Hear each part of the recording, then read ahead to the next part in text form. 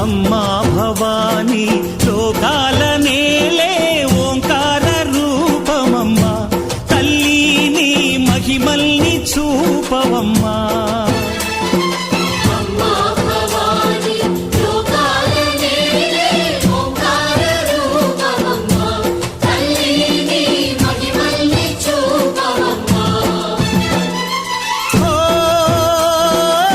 సృష్టికే దీపమా, శక్తికే మూలమా, సింహరథమే నీదమ్మా. అమ్మ దుర్గమ్మ భక్తులను దీవించుమా.